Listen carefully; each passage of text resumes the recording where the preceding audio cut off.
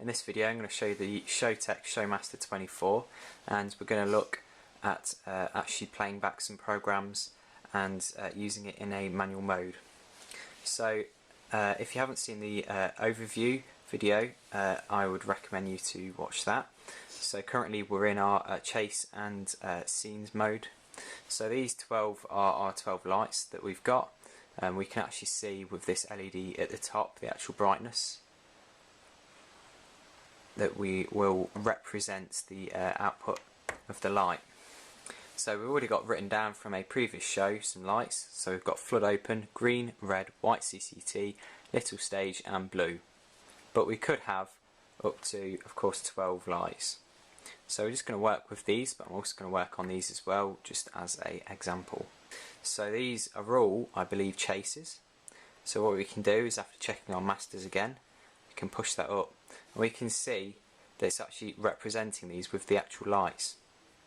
Now, one thing is that we can't see the steps yet, so we can do it manually using this step button, or we can actually push the speed up.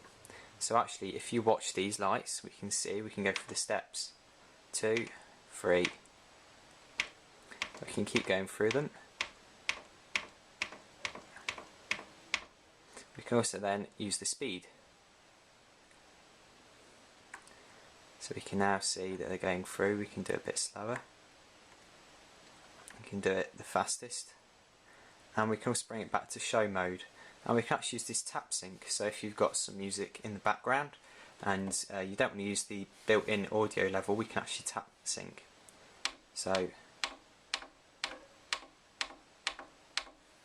and we'll see that's now going to follow that. We can then snap that off by just pushing the fader up and down again. So that's just playing it back. We can again do this with different chases. I can push that up again, and we can see it's now going through that chase. Now if one of these wasn't a chase, it would just stay on that same scene. Now if we change our fade time, we can actually see that we are now fading through our steps, and this is represented again with our LEDs on top. And we can see that if we bring it down too far, then you can't actually tell. Bring it back up again.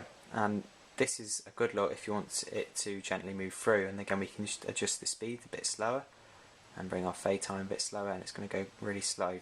Now this does actually override all of them.